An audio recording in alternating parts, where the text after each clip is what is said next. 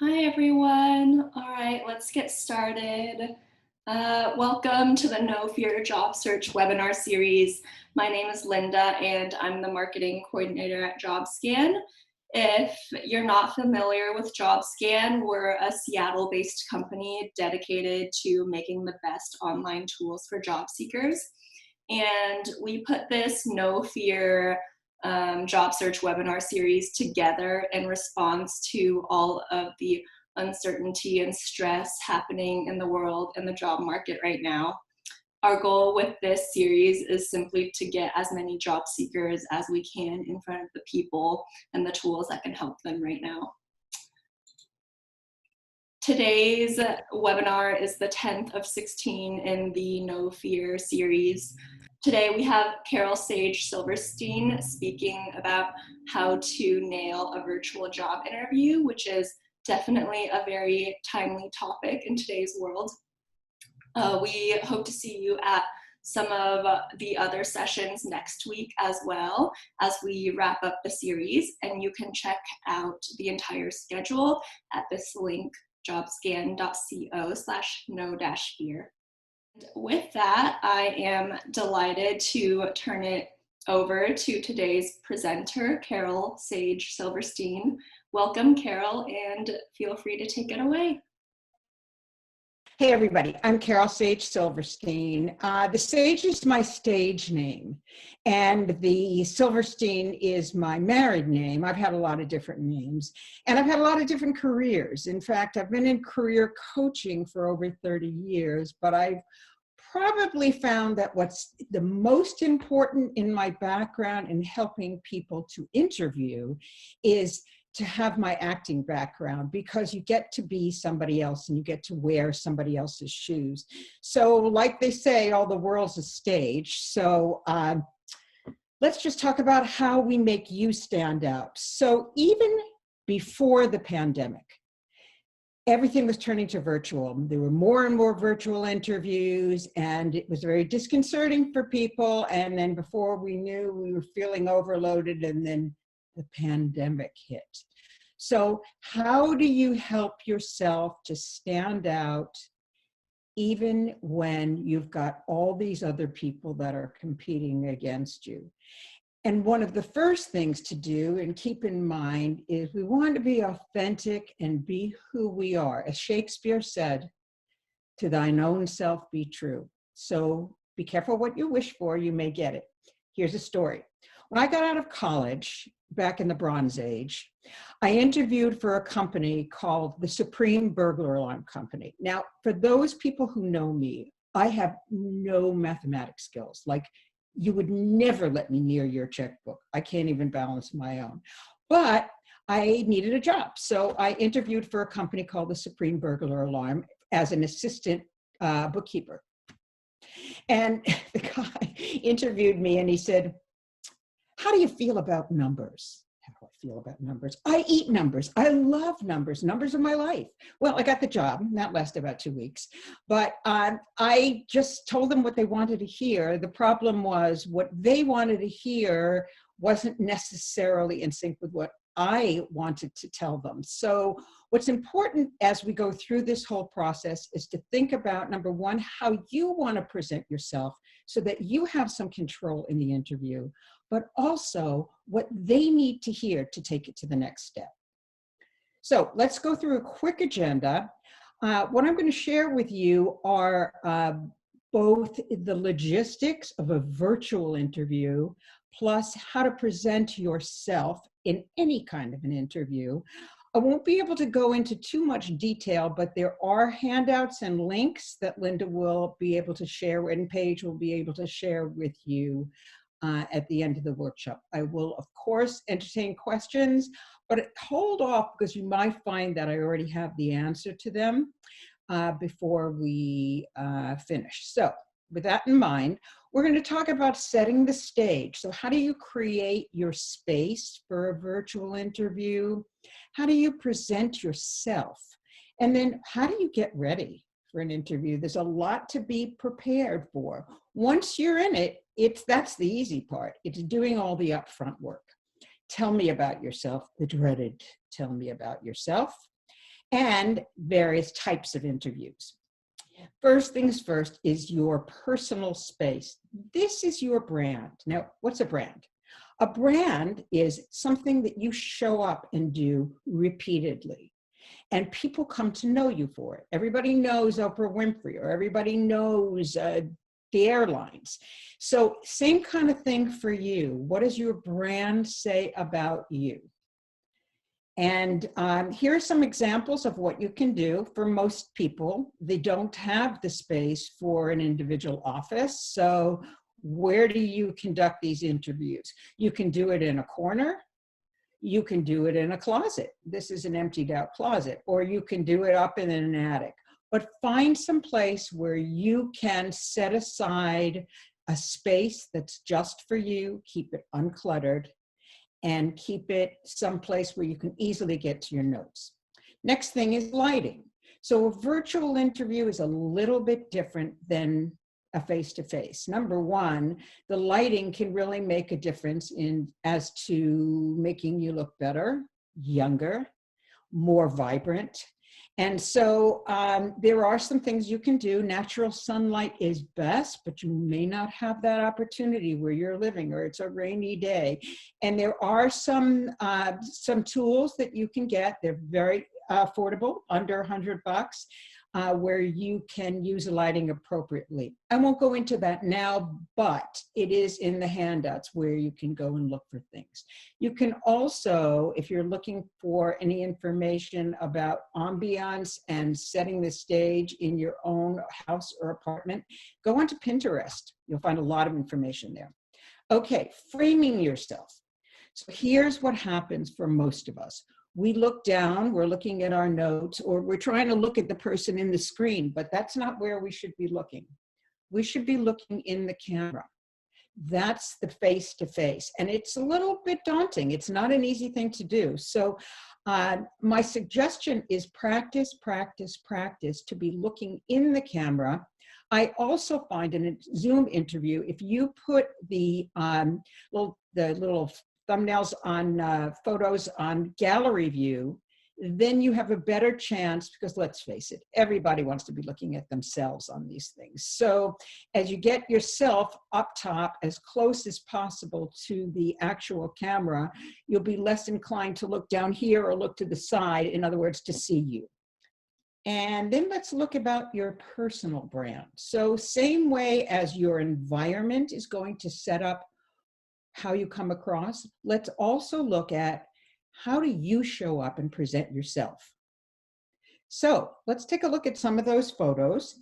And as you can see here, some people wear makeup, some people don't. Some people wear a suit, some people don't. You want to, of course, dress as you would if you were in a face-to-face interview. There is no difference there. But let me share one of the tips that I have. Now, for those of you who remember, or you're of a certain age, your mother used to say, don't wear your ripped underwear just in case you get into a car accident. You probably always look your best. So I like to also make sure that whatever I'm wearing, I feel really good about myself in, that the colors feel right, or maybe people compliment you in it. Also, I wore perfume today. You can't smell it, but I like the smell of it, and it makes me feel good. It makes me feel excited. So whatever you do to prepare, make sure that everything that you're wearing, everything that you, if you have some jewelry that you like and it's not over the top, wear it. Feel comfortable. The most important thing is to feel like you're putting your best step forward. Here's another thing that's a good idea, and that is to have a mirror next to your screen. Why am I telling you this? Because you want to look like you are having a good time and you're not looking like you're going to the dentist. So it's a good idea to keep that mirror next to your screen, so every once in a while it can just remind you. You don't even have to look in it, but have it remind you, I'm happy to be here. I'm really looking forward to this. Okay, so now your voice. for many people, we get caught up into cultural norms. And back in the 50s, people used to imitate Marilyn Monroe, and they would speak in a very kind of, breathy voice. Well, nowadays, a lot of people and a lot of young women tend to use vocal patterns that have become almost like a fad in a way, but they really do get in the way of how you come across in the interview. So I'd like to play them for you. One of them is called vocal fry, which is when you kind of end your sentences with a little bit of a rasp. The other is upspeak. So your sentences end with a question, or the sexy baby, which is kind of like, oh yeah, cool. So let me play them for you.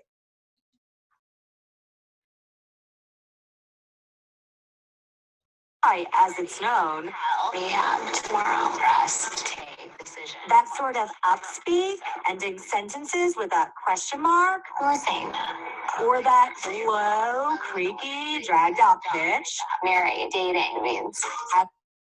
Okay, so that's vocal fry, as well as the upspeak. You can see links to information about that and some articles about how it'll get in the way of your interview in the handouts. Let's look at sexy baby, or listen to sexy baby. Can I get a smoothie around here? I'm sorry, I'm sorry, I didn't hear what you said. I said I don't know where you get a smoothie around here at all. I'm so sorry. Oh, okay, thanks so much. Yeah, no worries. Okay, don't do that. And it's, if you normally speak that way, and I know lots of people that, especially the upspeak, they don't even realize they're doing it. Tape yourself, listen to yourself, and see if you're doing that, and then be aware of it and correct it. Okay. Now, need to get ready for this interview, and that's where it all comes into play. Most important, read the job description. They're going to tell you what they're looking for. Don't only look in the responsibilities, look in the qualifications. Who are they looking for? Not just what are they looking for. Use Jobscan as a way to cull the keywords. Or if you don't have a job description to compare it to, you could use tagcrowd.com to find keywords and refer to them. These are magic to their ears.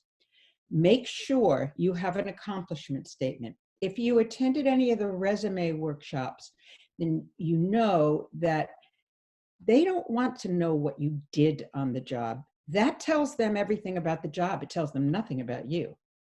But your accomplishments tell them what you did with those responsibilities that make you unique and different from the rest of the pack. Make sure your resume is accessible. Normally, if you were going to a face-to-face interview, you would bring extra copies. I didn't once. I lost out on a job. But they're being deluged right now. So you may want to make sure your resume is easily accessible so you can send it right over to them. Practice anticipated questions. Now here's a couple of tips. Number one, they're going to ask you some standard questions, and we'll go over some of them in a bit. But also go on to Google and just say standard interview questions for accountants, for software engineers, for HR, and you'll see there's a lot of questions that come up. So you can start thinking about how you want to answer them. Develop clear stories that illustrate your strengths. There's been a number of studies lately in brain science about how stories affect the mind. So you're going to meet with an interviewer, and you need to connect. You need to create this synchronicity. Brain science has shown that when you share facts, it's processed like garbage in, garbage out. It's just language. But when you tell a story, the motor cortex lights up and the sensory cortex lights up.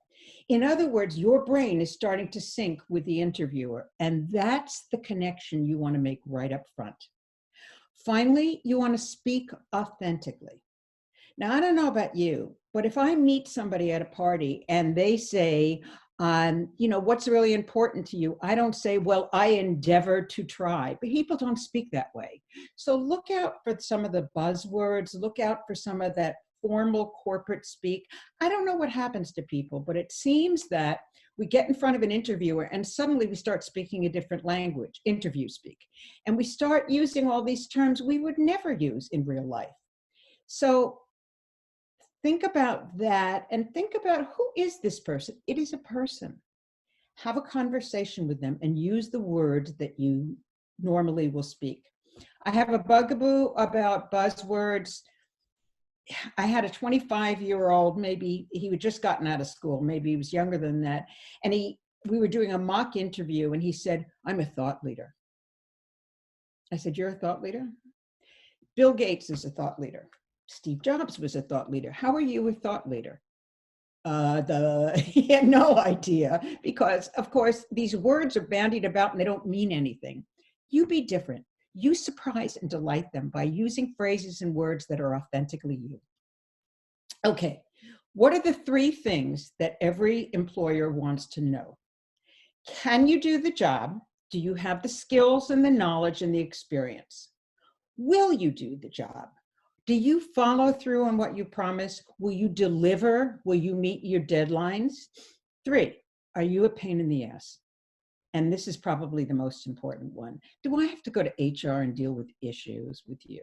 They want to know that right off the bat. And so you're sharing with them what you know, what you do, how you do it, and how you behave with others is paramount. Okay, and you're going to do that by being clear, concise, and confident. Even in the tell me about yourself question, and they will ask you something like that. I once had an executive in a mock interview. I let him go on for 45 minutes answering that question. And at the end of the question, I said, well, that's the end of the interview. People go on and on and on. Be concise. They just want to know, what are you going to do for me? Be clear. So you don't use a lot of fillers or the buzzwords or the and you know what I mean, but speak clearly. And you can only do that through practice. And appear confident. If you're nervous, they're nervous. I don't know about you, but I get nervous. Everybody gets nervous. I even got nervous for this, and I can't see you. But the point is that your nervousness can also be energy, and use that instead. So I learned once a phrase, and I thought it was really helpful. If you have the butterflies, teach them to fly in formation. Use any kind of tricks you can. If you get dry mouth, drink water, but only if it's got lemon in it. If you just drink water, it just kind of washes away. It doesn't make it any better. Suck on a lemon before you start. So something that will actually produce saliva. Look out for egg products or milk products, because they create a lot of mucus. Use your allergy medications so that you're not sniffing and sneezing throughout the whole process. Okay, so we're going to start off, and we want to start off by impressing our interviewer. Let's see how that can go wrong. Can you resend your resume to me? I don't remember where I saved it on my computer, so could I send it to you a little bit later, like maybe the end of the day? Sure, that works. Oh no, don't do that. Instead, be ready. Now, what's important too is to think ahead about what it is that they need to know. And what you need to know. So when you're getting ready for an interview, and this is going to help your nervousness also, the more prepared you are, the better off you'll be. You can never be overly prepared. You can be overly rehearsed, but you can't be overly ready. So do your homework.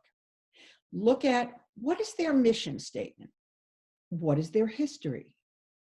Who started this company? Did the founder have a profound influence? If you're going to work for Southwest Airlines, then you want to make sure you know about Kelleher. Who are their current leaders and what direction are they taking? Finances. Are they merging? Are they acquiring? Are they going bankrupt? Are they divesting?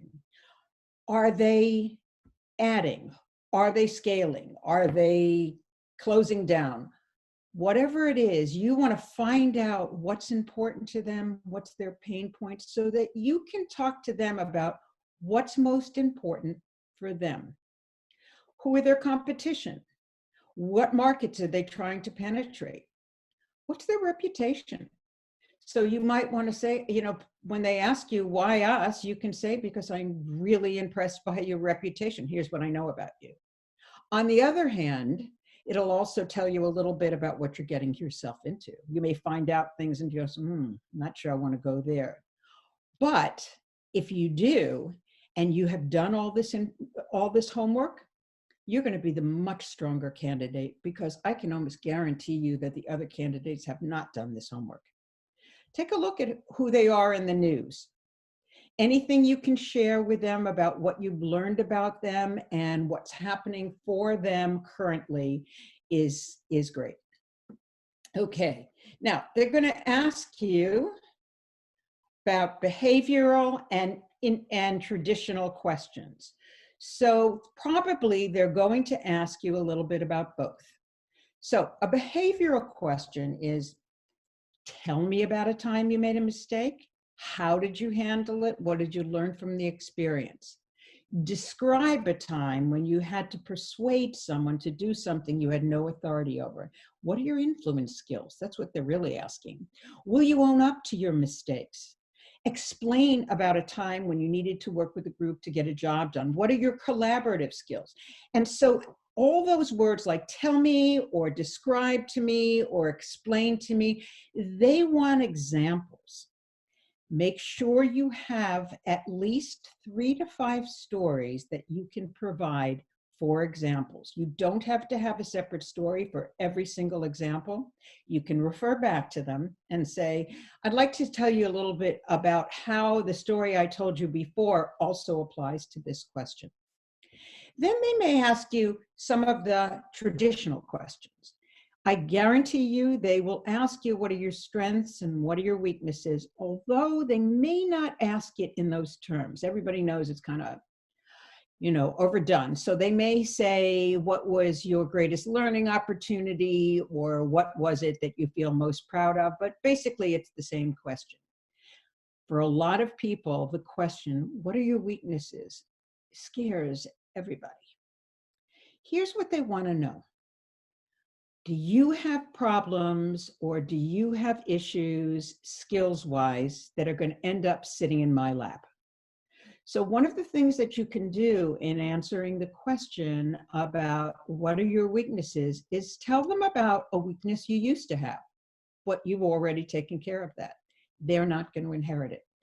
Don't fall back on, oh, I'm a perfectionist and I always take on more than I can chew, or I'm always trying to do better and it gives me a lot of stress. Everybody says the same thing and nobody really means it.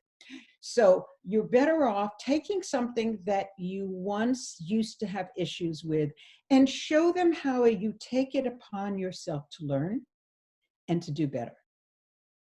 Okay, another one. Why did you leave your last job? During the pandemic, I don't think you have to go into a whole lot of detail since there are 30 million people unemployed. However, it's always a good idea to explain where you're going next. That's what they want to hear. And what they really want to hear is that you want to be with them. What do you know about our company? As in the last slide, tell them what you know about the company and tell them how you found out. So you don't want to say I was on the National Enquirer and I heard that your CEO did the perp walk, but at the same time, you want to tell them, hey, I did some research on your company. I looked in some databases. I went on the web, or I read a story about your founder. And here's what I've learned. And this is what I was intrigued about. And then finally, can I pause you there for a question about that? Sure. Carrie asks, what if something unfavorable is happening with the company right now? Would you ever bring that up in an interview, or is that something you can sort of turn into a positive? Well, not knowing exactly what it is that could be the negative, let's just say there was some malfeasance or there, some nefarious behavior on the behalf of one of the senior executives.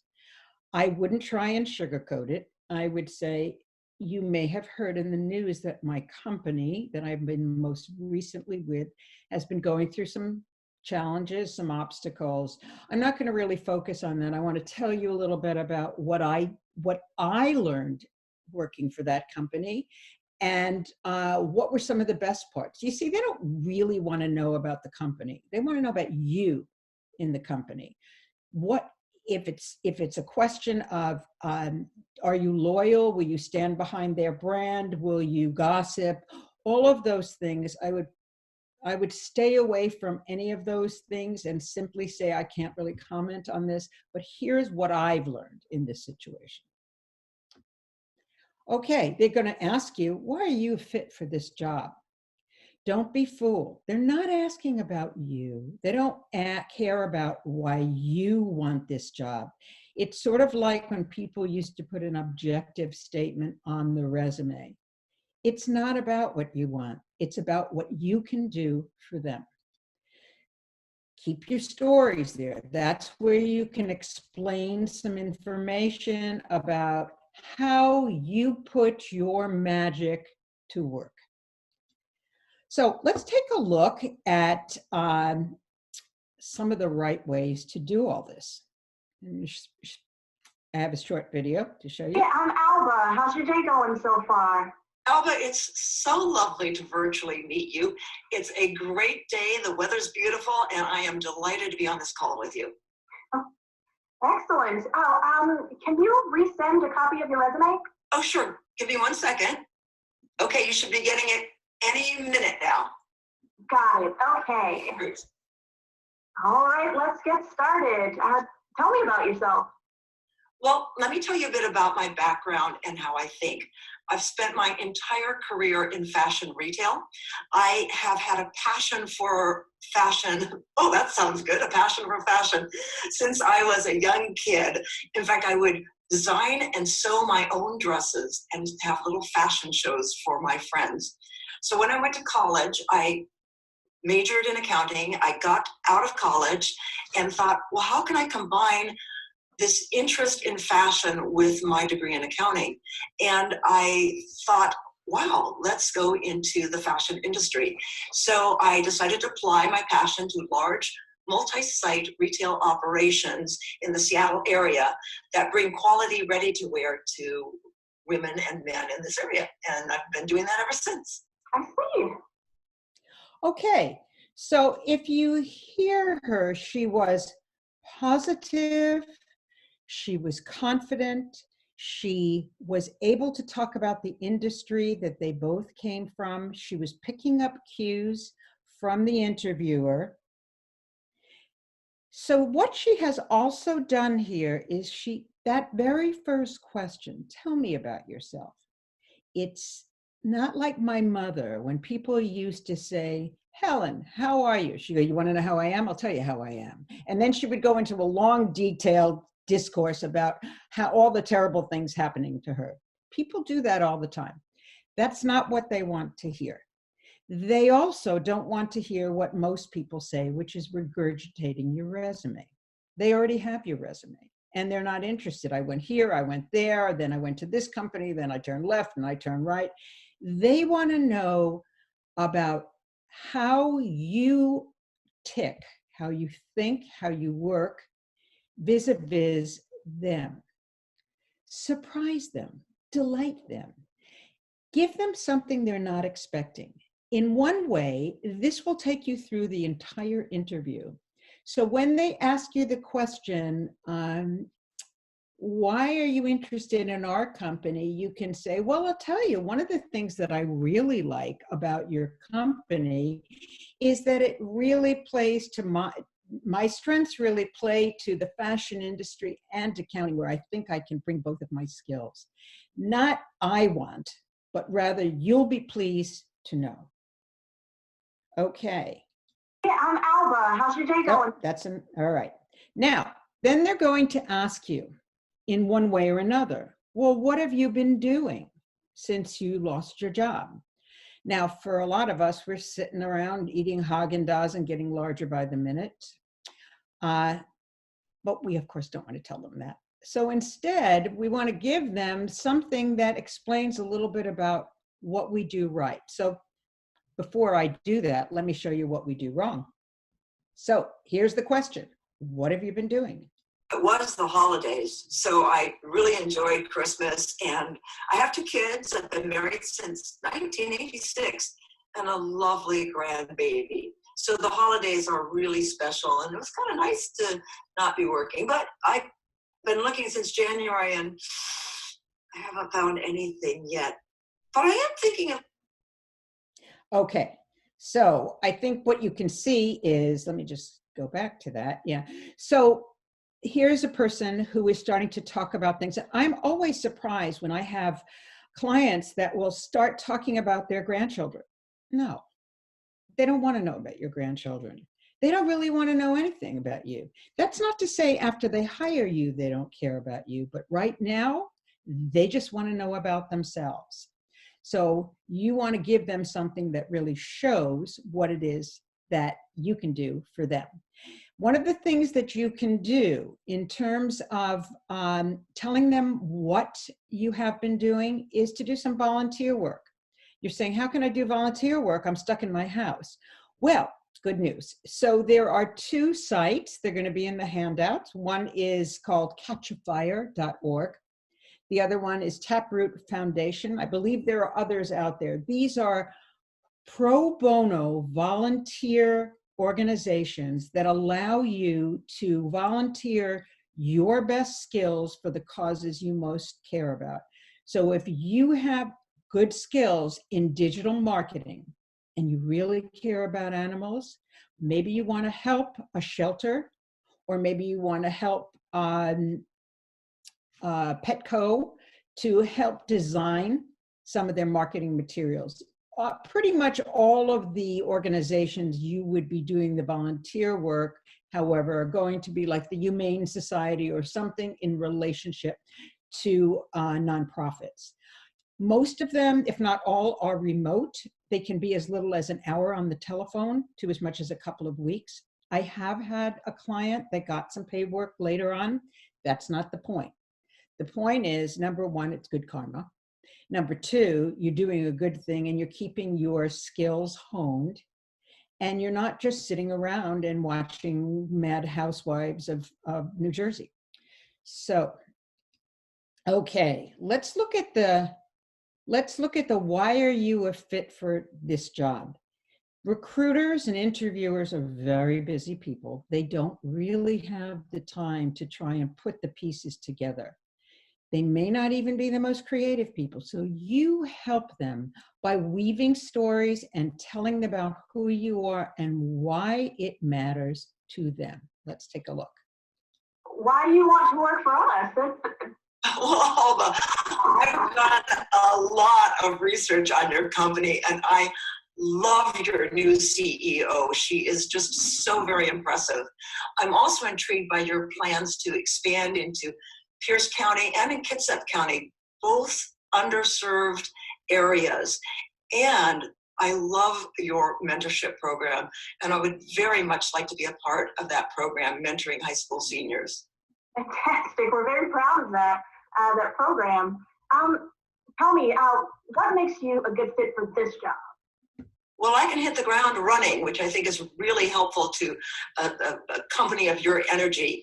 I understand the value of the credit manager being not only a gatekeeper, but also enabling sales to overcome traditional obstacles between credit and the sales department.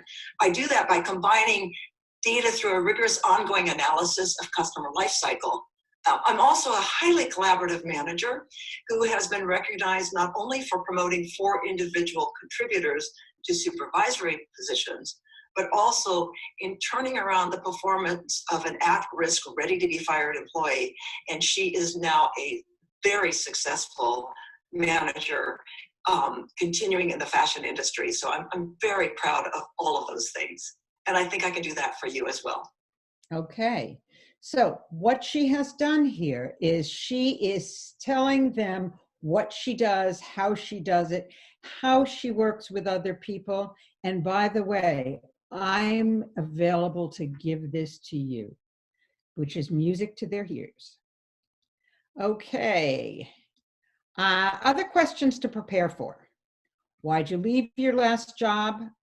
If it's the pandemic, that's all you have to say. What did you like best or least about this job? You will get a copy of these slides, so you'll see some of these questions. How do you manage conflict? In other words, are you a pain in the ass and are you going to start fighting with everybody or complaining? Can you handle criticism? Like, in other words, do you never take ownership for your mistakes, or do you? Tell me how. Do you learn from your mistakes? Yeah. Where do you see yourself in 5 years? Personally, I think that's the dumbest question in the world, because I don't even know where I'm going to be this afternoon. It's either my kitchen or my living room. But in the meantime, who would have predicted the pandemic? Who would have predicted any of this? We now know that we can't really count on much more than maybe a couple of months ahead of time. So they ask this question. What they really want to hear is you want to be with them. So what I would suggest that you say is something to the effect of, well, I'd really like to be with your company, and I'd like to be in a more responsible role where I have the opportunity to contribute with some of my more honed skills. I'm taking classes on the side. I'd like to be able to contribute that to you as well. Oh yeah, what kind of money are you looking for? I just clicked back and forth on that. Another question that I don't know why they ask, because they already have a budget and they already know. So as much as you can, do your homework, go into Glassdoor, go into PayScale. There's a number of different places that you can look, salary.com, and find out what that job is paying for in your area, in that market. Then give them a range. If they really, really ask to pin you down on a specific number, which I don't think they will, but let's say they do, then I would say something to the effect of, I can tell you that if I got XYZ, I'd be ecstatic. I'd stay with you for the rest of my career. Now, I'm not expecting it, but that's a number that I would really aspire to. Now, they know that they're not going to offer you that number because you already said you don't expect it, but they also know they're not going to lowball you. Whole other set of questions and a whole other webinar, so I probably won't go into that as well, but basically, you want to give them something that is a reach and where you can negotiate. Okay, most important of all, what questions are you going to ask them? Don't ask them about yourself. What are the promotional opportunities, or how often do I get paid, or when can I take a vacation? That comes much later. Ask them questions about how you can make them successful. There is nothing wrong with the question, what is it that I can do in this role that'll make you successful? Or, I have an idea about how I can hit the ground running, would love to pass it by you. Or, what makes somebody in this job really productive? Again, or tell me about the culture of the organization, but talk about them. It's all about them. And prepare those questions. The dreaded salary question we already talked about. Okay, just a couple of things before I turn this over to questions. So this is my email address, carolsagesilverstein@gmail.com, my LinkedIn profile. I'm happy to provide a package price for you during this pandemic, and would love to hear from you. And with that in mind, I think it's about time for questions. Yeah, great. Thank you, Carol.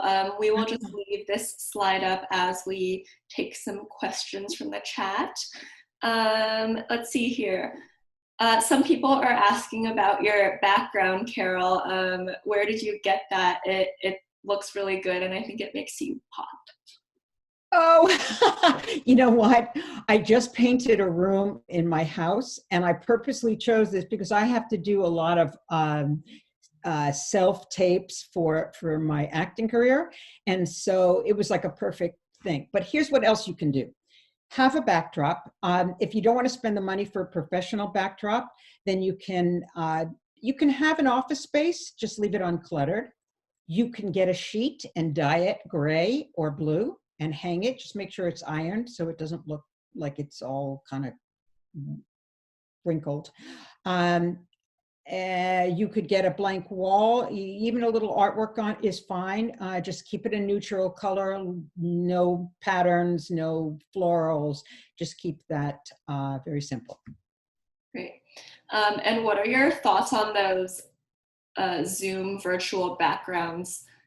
Do you think they're okay to use in a virtual interview? I know they've been becoming really popular lately. Yeah. I don't know if the technology is there yet. What I have found is that you look kind of like you're a three-dimensional character. I don't know. I mean, I would definitely test it. The backgrounds are fine. You can use any kind of a background. But if your computer makes you look like a cartoon character embedded on top of that, I wouldn't go for it. To thine own self be true. Be in your own environment. Yes, absolutely. And as for interview etiquette, Emily asks, do you think it's okay to wear a headset during the interview, or would that appear distracting? I guess I'm not that tech savvy. Why would you wear a headset? Is it because? So you can hear the audio better, or some headsets have microphones attached, so it enhances your audio.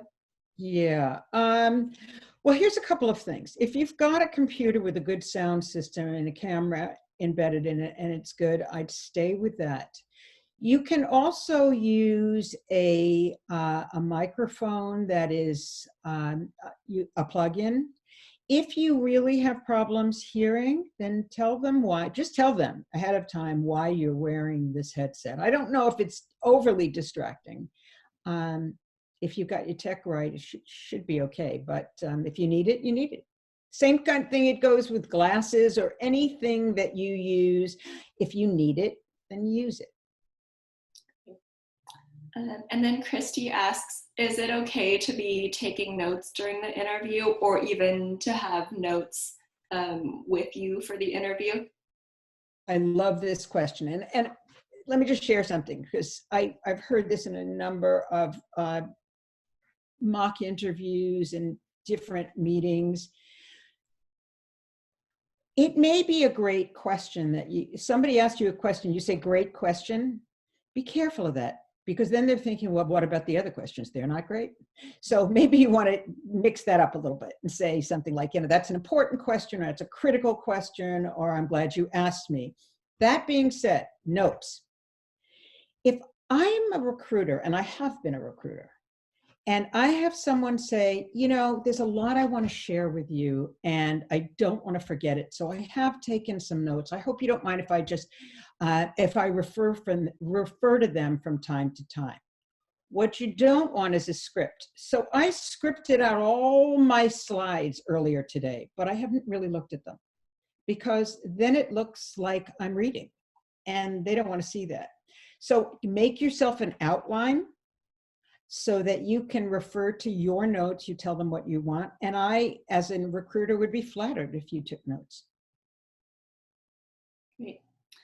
And then we have a question about what do you do if something unexpected happens during your interview? I think we can do our best to prepare, but what if your cat suddenly runs into the room, or your kid comes in?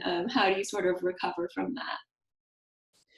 Well, let me tell you, I have two rescue dogs, Minnie and Molly, and they are very naughty. I mean, they ate through my husband's car seat to get to his steak. That's what I mean by naughty. And they have gotten me in all kinds of trouble. I would prepare as best as you can. Get a baby gate. If you have animals that you don't want to come downstairs, I stuck a baby gate upstairs and then closed the door. But my dogs know how to open the lever door, so I have to lock it. But if it happens, it happens. We're home. We have lives. Don't try and hide it. Don't take time out to say, no, go. Just put it, ask them if you could put it on pause, apologize, and move on. Don't make a big deal out of it. Right. And Nipur has a question that a lot of people might be able to relate to. What can we do to control our nerves before the interview? People may feel a lot of nervousness or fear out of not doing well. How can you sort of? Well, number one, as I said earlier, practice. You can never be overly prepared. I would tape yourself. You can go onto Zoom and you can record yourself. Think ahead about some of the questions that they're going to ask you and then have a story prepared. In terms of some of the physical, though, I would make sure you get a good night's sleep. And you might be nervous ahead of time. So be careful about taking a sleeping pill or anything the night before, because that might really make you groggy.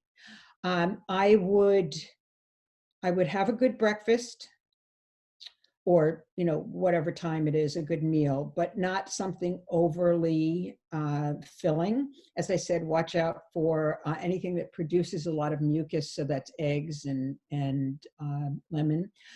If you know about deep breathing, this is really, really important. And you can do this even during the interview. You take in a breath and you're going to put your hands in your back. You should be breathing through your nose, and you can feel it's your diaphragm expanding, not when you're breathing through your mouth, which is going to make you hyperventilate, and then you'll fall over, and that'll be the end of that interview. But instead, taking a deep breath in through your nose into the count of 10. Hold it if you can for the count of 10, or as long as you can, and very slowly, imperceptibly breathe out as if you were breathing through out a straw. They don't know what you're doing, but what you are doing is you are managing your breath, which will help you when it comes to the nervousness to sound more relaxed. Do that before you start. In through your nose, hold it, and then out through your mouth very quietly. As I mentioned before, take a bite of lemon. A lemon will immediately bring a lot of saliva so that you're not getting the dry mouth. And if you don't have a lemon, imagine one. If you just imagine one right now, you're going to start salivating. So it's the practice. It is looking in the camera, making sure your stories are ready, doing the deep breathing, and make sure don't drink too much coffee. I'm an addict, so I drink a lot of coffee, but I would just keep it down to 1 cup so you don't have the tremors, but at the same time, not that so you get overly nervous. One other thing too that I've noticed is sugar. So if you have low sugar and you become, what is the word? It's anyway, it's too much sugar and you start to get all kind of trembly, then eat something, eat some carb, or eat a piece of protein, have an egg or something. And make sure that you feel really good about yourself, the way you look, and you practiced your voice, because that's going to help your confidence a lot. I hope that helps. Yeah, absolutely. We have a lot of questions here regarding specific interview questions that you might be asked. So we'll just address a few of them. Okay. Anne asks, if the interviewer asks you to summarize your resume, what's the best way to do this rather than reading down your entire resume? Oh, I love it. Okay. So, refer to the company and tell them what were the salient points about that job. So this is where you really learned your skill in XYZ, and something maybe if you have an accomplishment. And then move on talking just about the important key points of what this company was, what you learned, and what was the next step. So I would also add, whenever you were recruited to your next job, whenever you were brought by your former boss or somebody who recommended you to the job, tell them that. Because what they really want to know is, are you a good bet? If you're always if you're out of a job and then you have to go onto the job boards to look for a new job, that's a different story than, well, my boss asked me to join her, or I was recommended and they brought me into the company. And then again, the salient points, and if you have an accomplishment. If they want you to walk them through the resume, I can't know why they would, but maybe they haven't read the resume, then you can just say, I was here at this time, and keep it very simple. Thank you. Let's see here. One person asks, can you talk about professional weaknesses that you're still working on, especially if it's related to the job you're interviewing for? Yes.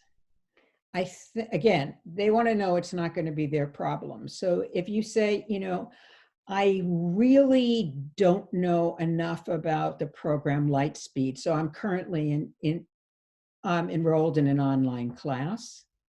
They want to know what they should be prepared for, and you want to tell them what you are willing to take responsibility and accountability for your own growth. Training budgets have been slashed for years now. And I would think in this pandemic, it's going to certainly be worse because people just don't have a lot of money to spend. And so if you say, I have taken it upon myself to get the skills, you don't have to worry. I welcome the advice, but I'm doing this, then I think they'll be impressed. Great. And as we reach the top of the hour, folks, we'll have time for just a couple more questions. Let's see.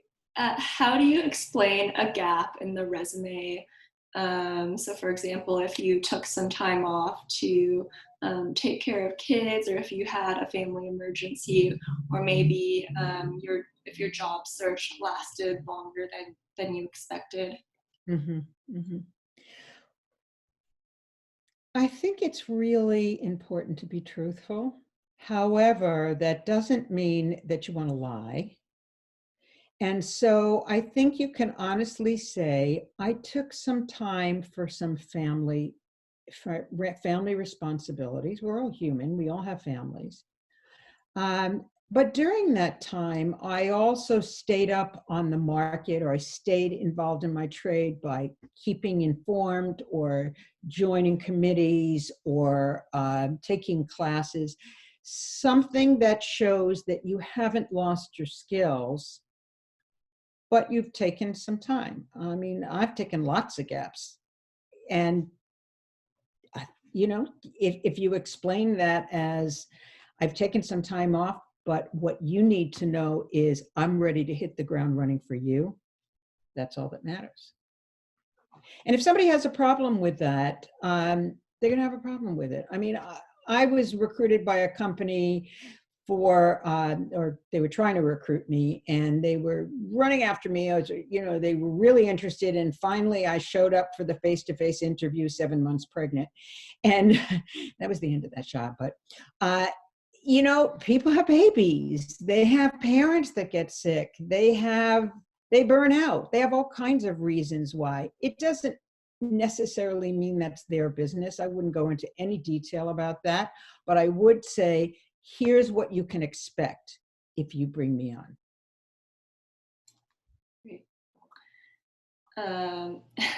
And I think the questions around salary are something that a lot of people dread. But is it appropriate to ask the company, what salary range they're anticipating for the role? I would wait till they ask you. You could say something to the effect of, if they say, how much money you want, give them a range, but give them just a little bit more. Most companies have 5 to 15% to play with, or pre-pandemic they did. And so give them a little bit of a range, just a little bit higher, so that you have some room to negotiate. They have a budget, but they will sometimes go above that budget for the right candidate. I wouldn't get into a whole long thing about negotiation till you have a written offer in hand. And when you get a verbal offer, tell them, I am so excited. I can't wait to start this job. And I'm really looking forward to the written offer. Great. That's when you start negotiating. All right, everyone. Unfortunately, we're just about up on our time here. Thank you all for joining us, and thank you again, Carol. I definitely learned some unconventional and unique tips today that I will be applying to virtual interviews in the future. But we all really enjoyed your presentation, and hopefully everyone feels a little more confident in participating in a virtual interview now.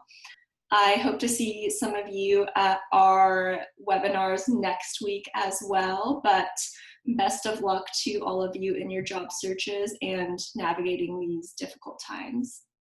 Thank you, Carol. Good luck, everybody. Online listings make applying for jobs easier than ever. So why aren't you getting a response from employers? Easy applications means more applicants, which means more competition. Leading companies use automated software tools called applicant tracking systems, or ATS, that weed out many resumes before they even reach a real person. So how do you cut through the noise? With Jobscan. Jobscan uses artificial intelligence to get your resume past the filters. We've reverse engineered their systems to create an intelligent tool that provides proprietary insights to optimize your resume at a much deeper level, so you can tailor your resume for each job based on precise keywords and skills most valued by the company. Jobscan can even optimize your LinkedIn profile so company recruiters find you before you even know they're looking for your skill set. Let Jobscan maximize your chances with every application. Register for your free account and run your first scan today.